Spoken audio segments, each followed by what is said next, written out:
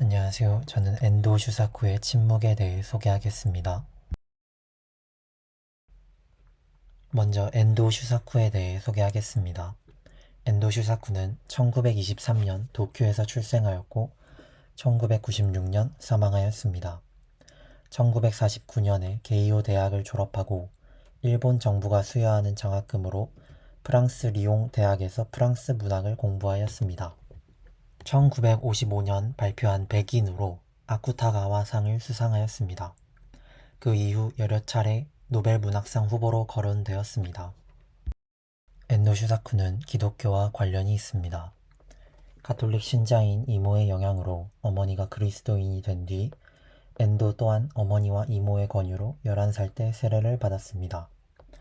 기독교를 주제로 한 많은 작품을 집필한 것도 사실입니다. 엔도는 대표작이 여럿 있습니다. 침묵, 위대한 몰락, 바다와 독약, 그리스도의 탄생, 깊은 강, 사무라이 등이 있습니다. 침묵 책에 대해서 간략히 소개하겠습니다. 침묵은 일본의 기독교를 다룬 소설입니다. 배경은 17세기 에도 시대, 작품에서는 1630년대에서 1640년대를 다루고 나가사키와 에도를 무대로 합니다. 일본은 전국시대 포르투갈이 최초로 일본에 상륙하며 기독교가 전파되었습니다. 당시 전쟁 중이던 일본의 포르투갈의 무기와 여러 물품들은 일본에게 매혹적이었습니다. 이에 교류를 허용하였고 포르투갈은 그들의 종교인 천주교를 함께 들여옵니다.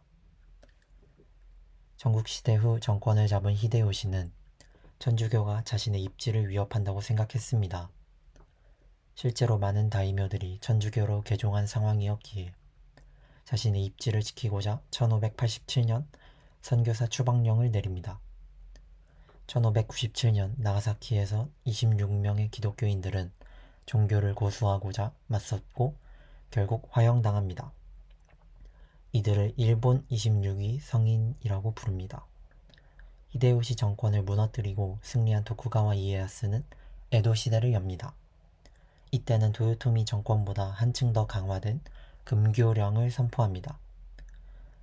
외부 종교에 대한 모든 탄압이 진행되었고 모든 성당은 파괴되었으며 외부 종교를 믿는다면 처형되었습니다. 천주교 박해가 점점 심각해지자 천주교 인구가 많았던 시마바라와 아마쿠사에서 난을 일으킵니다. 그러나 에도 막부는 이를 제압합니다. 침묵은 이 직후를 다룹니다. 책 제목이 침묵인 것에는 기독교적 물음이 포함됩니다. 주인공은 천주교 박해로 순교하는 신자들을 보며 하나님은 그들에게 왜 침묵하는지, 하나님은 정녕 존재하는지 의문을 갖습니다. 이에 대한 답을 소설에선 간접적으로 드러내줍니다. 등장인물에 대해 짧게 소개하겠습니다. 로드리고가 주인공이 되어 소설을 전개합니다. 1643년 일본에 밀입국하고 침묵에 대해 고민하는 주체입니다. 베레이라는 주인공의 스승으로 이 신부가 배교하였다는 소식을 듣고 무사한지 왜 배교하였는지 파악하기 위해 주인공 일행이 일본으로 입국합니다. 가르페는 주인공과 같이 입국한 신부입니다. 이따도 나오지만 끝내 일본 관리에게 잡혀 순교합니다. 기치지로는 일본인 기리시탄입니다. 기리시탄은 기독교 신자라고 보시면 됩니다. 비열한 캐릭터이지만 일본의 천주교 박해 속 현실을 잘 보여줍니다. 이곳 고아에서 그들은 본국에 있을 때보다도 더 상세히 일본의 정세를 들을 수가 있었다. 이야기에 따르면 세 사람이 출발한 그해 1월부터 일본에서는 3만 5천 명의 가톨릭 신도들이 반란을 일으켜 시마바라를 중심으로 막부군과 악전고투한 결과 남녀노소 할 것 없이 모두 학살되었다는 것이다. 이로써 이 지방은 거의 사람의 그림자를 찾아볼 수 없을 정도로 황폐되었고 게다가 살아남은 그리스도인들은 이잡듯이 추적당하고 있다고 했다. 뿐만 아니라 로드리고 사제 일행에게 가장 큰 타격을 가한 소식은 이 전쟁 결과 일본은 그들 나라인 포르투갈과의 통상교역을 완전히 단절하고 모든 포르투갈 선박의 도항을 금지했다는 내용이다. 지금은 네, 신부님, 지금 저희로서는 아무것도 할 수 없습니다. 저희가 가톨릭 교도라는 사실이 알려지면 살해됩니다. 저희를 안내해온 모키치라는 젊은 사내가 친구를 돌아보며 말했습니다. 저희가 목에 걸고 있던 작은 십자가를 주었을 때 그가 얼마나 기뻐했는지 도저히 여기에는 쓸 수 없을 정도입니다. 두 사람 모두 공손히 땅에 엎드려 그 십자가를 정중히 받들더니 오랫동안 경배를 되풀이하였습니다. 그들은 이미 오랫동안 이와 같은 십자가 한 개조차 손에 넣을 수 없었다는 것입니다. 신부님은 계신가요? 모키치는 손을 불끈 쥔 채 고개를 저었습니다. 수도사는요? 6년이 지나도록 사제는 물론이고 수도사 하는 사람조차 이들은 만나지 못하고 있었습니다. 6년 전까지는 그래도 미카엘 마스다라는 일본인 사제와 예수회의 마테오 데 코로스 신부가 비밀리에 이 주변의 어촌이나 부락과 연락을 취하고 있었습니다만 두 사람 모두 1633년 10월에 과로로 세상을 떠난 것입니다. 그러면 그 6년간 어떻게 했습니까? 세레나 그 밖의 성사들은? 가르페가 이렇게 물었을 때 모키치의 대답 내용만큼 저희 마음을 움직인 것은 없습니다. 지금의 상황을 당신을 통해서 저희 상사에게 반드시 알리고 싶습니다. 아니, 상사뿐만 아니라 로마 교회 전체에도 알리고 싶습니다. 저는 지금 덜어는 좋은 땅에 떨어짐에 자라 무성하여 결실하였으니 30배와 60배와 100배가 되었느니라 라는 마가복음서의 말씀을 생각합니다. 신부도 수도사도 없이 관리들의 박해에 괴로워하면서 그들은 보이지 않는 비밀 조직을 남모르게 만들고 있었던 것입니다. 이를테면 도모기 마을에서 그 조직은 다음과 같은 것이었습니다. 신도들 중에서 한 사람의 장로를 뽑아서 사제 직무를 대행하는 것입니다. 나는 모키치에게서 들은 그대로를 여기에 쓰겠습니다. 어제 모래사장에서 만난 노인은 영감님으로 불리는데 마을의 최고 어른으로서 몸을 청결하게 지키고 불악에서 아기가 태어나면 세례를 줍니다. 영감님 밑에는 아버님이라는 사람이 있는데 이들은 남모르게 기도와 교리를 신도들에게 가르칩니다. 제자님으로 불리는 불악민들은 꺼지려는 신앙의 불을 필사적으로 살려가고 있습니다. 마음의 동요를 보이고 싶지는 않았지만 신부는 자신도 모르게 승창에서 일어섰다. 모래를 하얗게 뒤집어 쓴 소나무 가지 너머로 차츰 가까워지는 사람들의 몸을 조금씩 알아볼 수 있게 되었다. 호위하는 무사 두 사람이 선두에 서서 걸어오고 그 뒤에는 연달아 묶인 세 사람이 따르고 있었다. 모니카가 비틀거리고 있는 모습까지 손에 잡힐 듯이 보이게 되었다. 그리고 세 사람을 뒤따르고 있는 자기의 동료 가르페의 모습을 보았다. 행렬은 회색 모래사장에서 갑자기 멈추었고 관리들은 맨 뒤에 있는 말잔등에 실은 거적을 내리기 시작했다. 자, 보시오. 통역은 즐거운 듯이 표정을 살피면서 물었다. 저 거적을 어떻게 사용하는지 신부는 알겠소? 가르페를 제외한 3명의 신도들 몸에 관리들이 거적을 감기 시작했다. 신도들은 도롱이에서 목만 내민 도롱이 벌레처럼 야릇한 모습이 되어갔다. 곧 작은 배에 태워져 먼 바다로 저어 나가게 되오. 이 폭우는 겉보기보다는 깊소. 진한 청색의 단조로운 바다가 여전히 모래사장을 핥고 있었다. 구름은 해를 덮어 가리고 납색으로 낮게 깔려 있었다. 자, 보시오. 지금 관리 한 사람이 가르페 신부에게 말하고 있소. 통역은 노래라도 부르듯이 말했다. 저들이 무슨 말을 하고 있겠소. 아마 관리들은 이렇게 말하고 있을 것이오. 진실로 가톨릭교에 자비 있는 신부라면 저 거적을 쓴 세 사람을 가련하다고 생각할 테지. 저 사람들이 죽어가는 것을 그대로 보고만 있지는 않겠지라고 말이오. 통역이 무슨 말을 하려는지 신부는 이제 분명히 알 수 있었다. 분노가 온몸을 돌풍처럼 밀고 나갔다. 만약 자기가 성직자가 아니라면 이 남자의 목을 힘껏 조였을 것이다. 부교 이노우에 님도 가르페 신부가 배교한다고 한마디만 하면 세 사람의 생명은 살려주겠다고 말씀하고 계시오. 이미 저자들은 어제 관원에서 성화에 발을 대었소. 이미 성화를 밟은 사람들을 무자비하게, 새삼스럽게, 신부는 숨을 헐떡이며 그렇게 말했지만 말이 이어지지 않았다. 우리가 배교시키고 싶은 것은 저런 보잘것없는 사람들이 아니오. 우리나라의 섬들에는 아직도 몰래 가톨릭교를 섬기는 농민들이 많소. 그들의 마음을 되돌리기 위해서라도 신부들이 먼저 배교하지 않으면 안 돼요. 우리의 일생을 맑게 해주시고 우리의 길을 평안히 해주시어. 신부는 아베 마리아 스텔라의 기도를 외우려고 했지만 기도문 대신 저 백일홍의 매미가 울고 햇빛이 강렬하게 내리비치는 땅바닥에 한 줄기 검붉은 피가 흘렀던 앞마당의 광경이 머리에 똑똑히 되살아났다. 그는 인간들을 위해 죽으려고 이 나라에 왔던 것인데 사실은 일본인 신도들이 자기 때문에 잇따라 죽어갔다. 어떻게 하는 게 좋은 건지 알 수가 없었다. 행위란 오늘까지 교리에서 배웠던 것처럼 이것이 옳고 이것이 나쁘고 이것이 선하고 이것이 악하다는 식으로 정확히 구별할 수 있는 것은 아니었다. 가르페가 수긍하지 않는다면 저 세 사람의 신도들은 이 폭우에 돌처럼 내던져진다. 그가 관리들의 유혹에 따른다면 그것은 가르페의 생애에서 좌절을 의미한다. 어떻게 하는 것이 현명한지 알 수 없었다. 갑자기 거적을 두른 신도 두 사람이 구르듯이 달리기 시작했다. 관리가 달려가 뒤에서 덮치자 죄수들은 모래사장 위에 쓰러졌다. 도롱이 벌레 모습이 된 모니카만이 가만히 남색 바다를 바라보고 있었다. 저 여인의 웃음소리와 가슴 사이에서 꺼내 자기에게 주었던 참외 맛이 신부의 가슴에 되살아 놓았다. 배교해도 좋아, 배교해도 좋아. 그는 멀리 이쪽으로 등을 향한 채 관리의 말을 듣고 있는 가르페를 향해 마음속으로 외쳤다. 배교해도 좋아. 아니, 배교하지 않으면. 땀이 이마에 흐르는 것을 느끼면서 이제 곧 일어날 사건을 신부는 비겁하게도 눈을 감고 외면하려 했다. 당신은 왜 침묵하고 계시는 겁니까? 이런 때마저 침묵하고 계시는 겁니까? 눈을 떴을 때 세 명의 신도는 이미 관리에게 밀려 작은 배로 향하고 있었다. 나는 배교한다. 배교할 테다.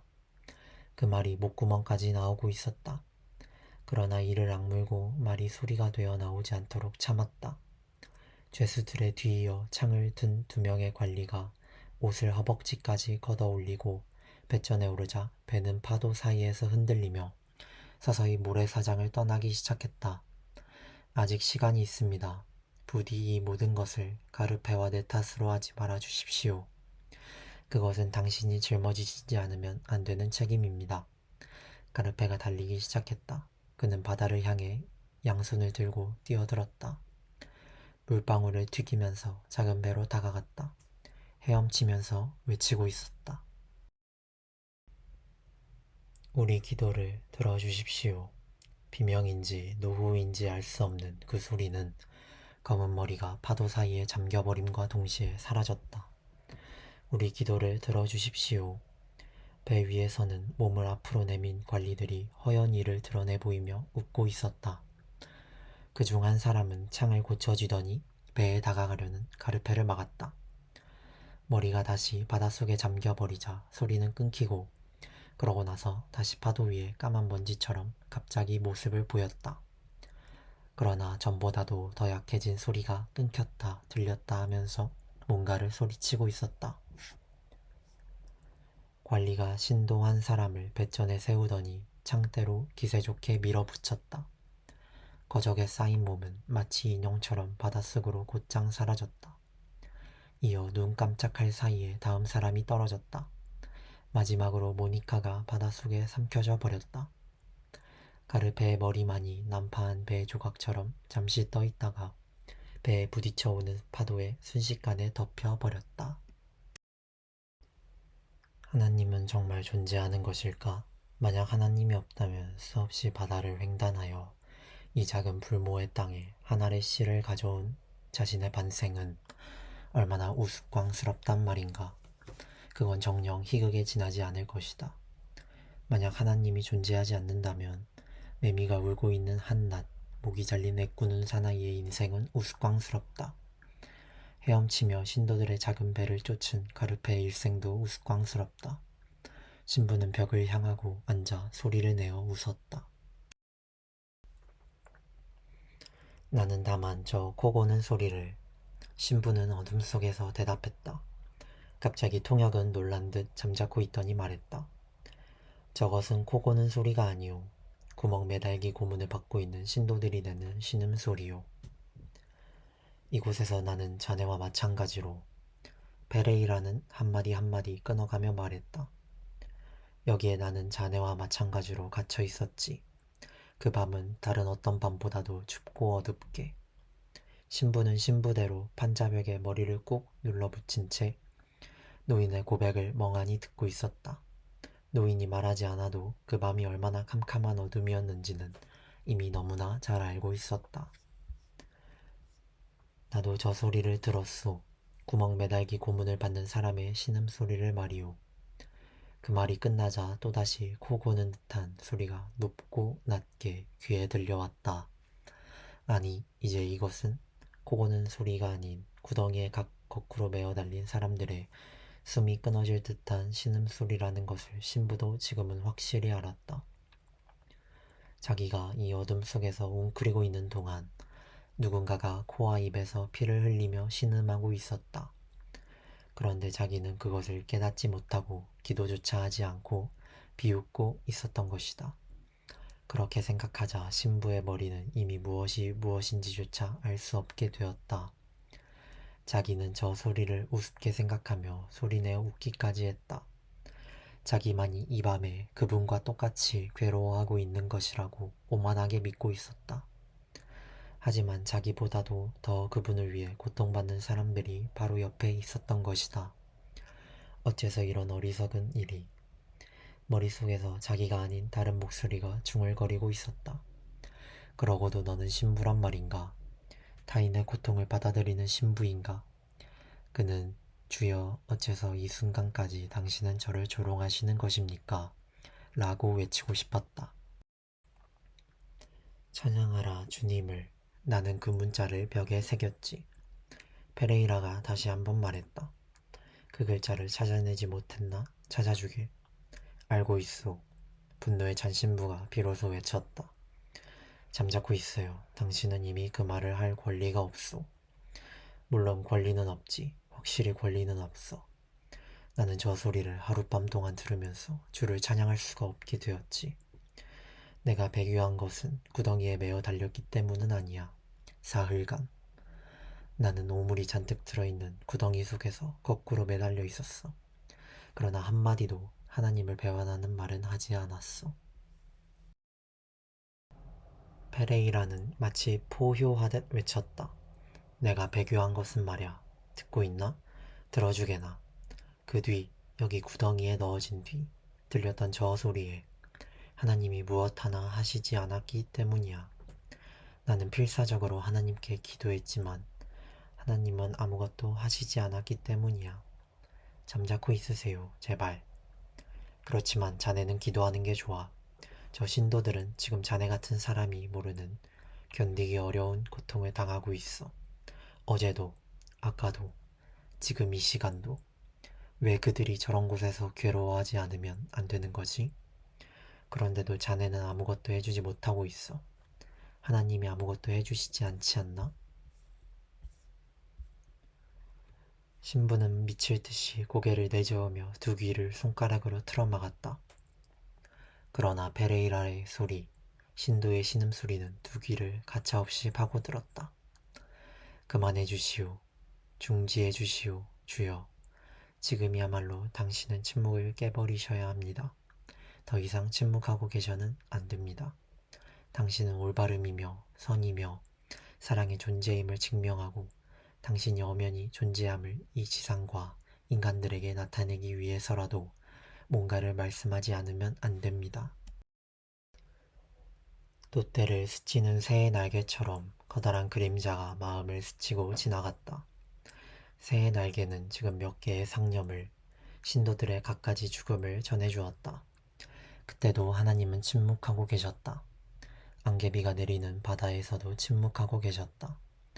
해가 머리 위에서 뜨겁게 내리쬐는 뜰에서 애꾸는 사나이가 무참한 죽임을 당할 때도 아무 말도 하지 않으셨다. 그러나 그때는 아직 참을 수 있었다.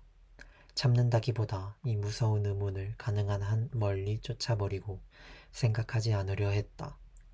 그렇지만 지금은 다르다. 이 신음소리는 지금 왜 당신은 언제까지나 침묵하고 있느냐고 호소하고 있다.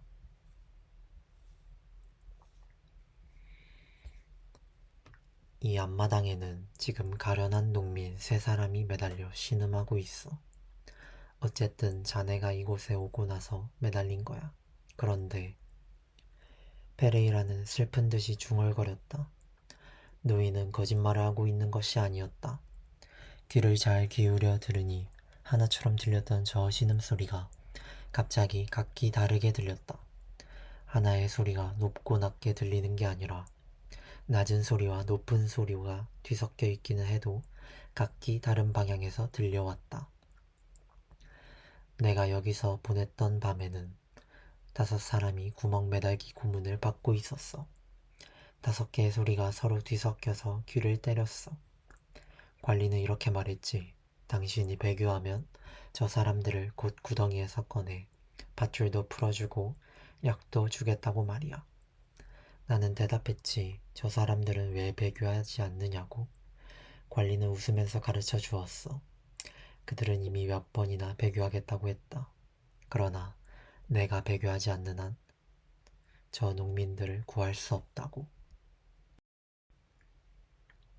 당신이 기도를 했어야 하는 건데, 신부가 울먹이는 소리로 말했다. 물론 기도했지. 나는 계속해서 기도하고 있었어. 하지만 기도도 저 사람들의 고통을 덜어주지는 못했지. 저 사람들의 귀 뒤에는 작은 구멍이 뚫어져 있어. 그 구멍과 코와 입에서 피가 조금씩 흘러나오지. 그 고통을 나는 내 몸으로 맛보았기 때문에 알고 있어. 기도는 결코 그 고통을 덜어주지 못해. 저 사람들은 지상에서의 고통 대신에 영원히 기쁨을 얻을 수 있겠지요. 자신을 속여서는 안 돼.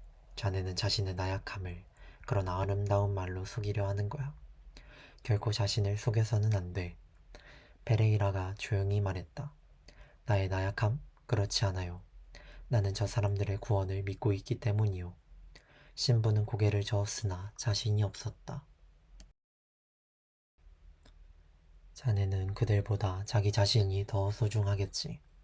적어도 자기 자신의 구원이 중요한 것일 테지. 자네가 배교하겠다고 말하면 저 사람들은 구덩이에서 나올 수가 있어. 고통에서 구원받는 거지. 그런데도 자네는 배교하려고 하지 않고 있어. 자네는 그들을 위해 교회를 배반하는 일이 두렵기 때문이야. 나처럼 교회 오점이 되는 일이 두렵기 때문이지. 거기까지 성난 듯이 단숨에 말해버린 페레이라의 목소리가 차츰 약해졌다. 나도 그랬었지. 저 참 캄캄하고 차디찬 밤. 나도 지금의 자네와 마찬가지였어. 하지만 그것이 사랑의 행위란 말인가? 신부인 나는 그리스도를 배우면서 살아가라고 가르쳤어. 그러나 만약 그리스도께서 여기에 계신다면. 페레이라는 순간 침묵을 지켰지만 곧 분명하고 강한 어조로 말했다.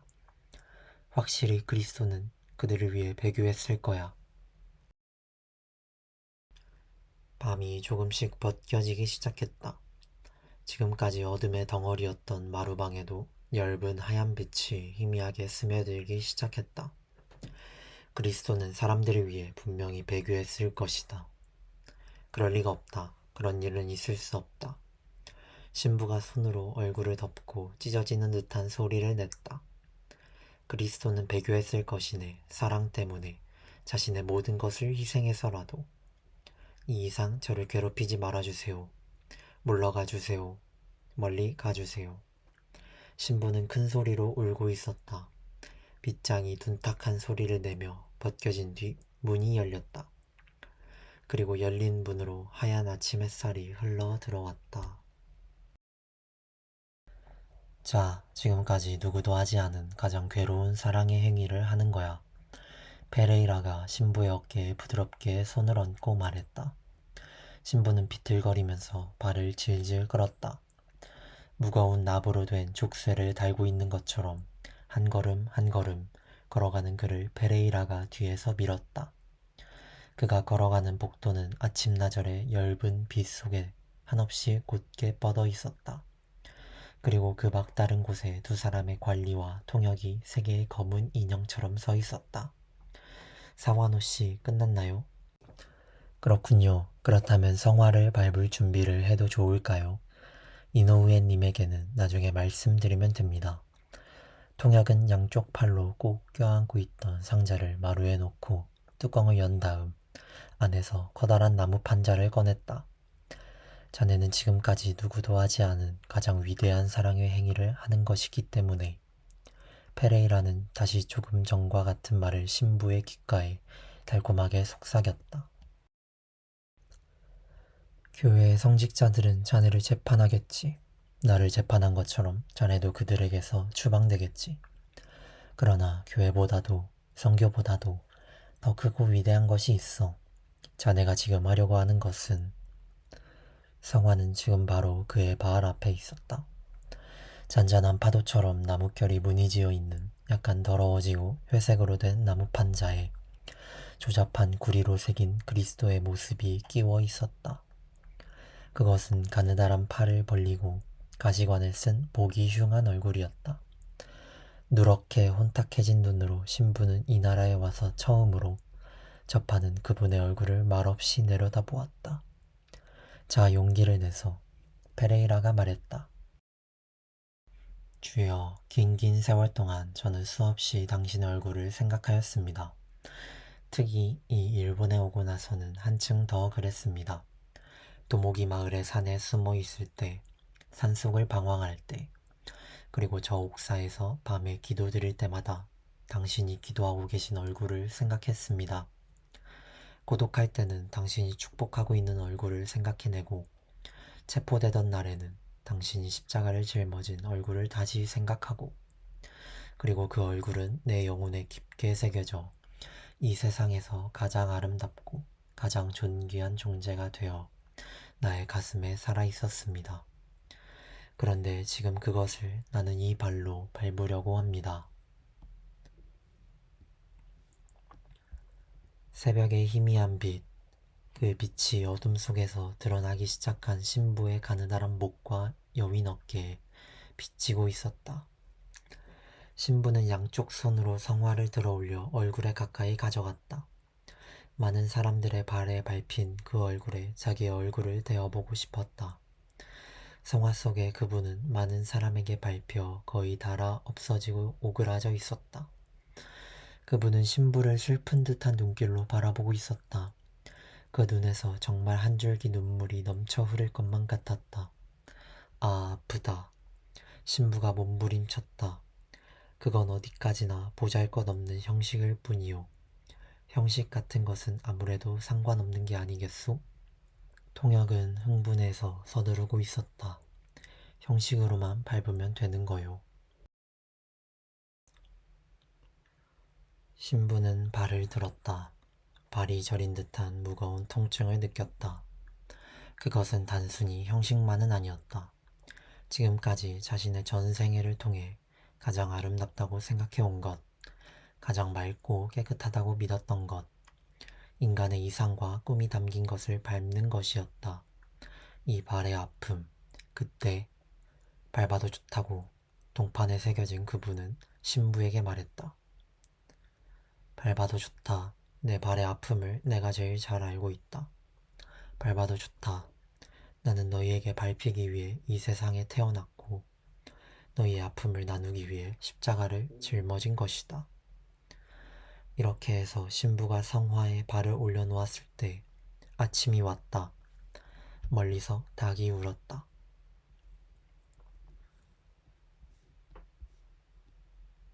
그리고 평생을 사랑만을 베풀려고 했던 그분의 얼굴 위에 그 얼굴은 지금 성화판의 나무판자 속에서 닳고 패어버린 그리고 슬픈 듯한 눈을 하고 이쪽을 보고 있다. 밟아도 좋다 라고 슬픈 듯한 눈빛으로 나에게 말했다. 밟아도 좋다. 내 발은 지금 아플 것이다. 오늘까지 내 얼굴을 밟았던 인간들과 똑같이 아플 것이다. 하지만 그 발의 아픔만으로 이제는 충분하다. 나는 너희의 아픔과 고통을 함께 나누겠다. 그것 때문에 내가 존재하니까. 주여, 당신이 언제나 침묵하고 계시는 것을 원망하고 있었습니다. 나는 침묵하고 있었던 게 아니다. 함께 고통을 나누고 있었을 뿐. 시청해주셔서 감사합니다.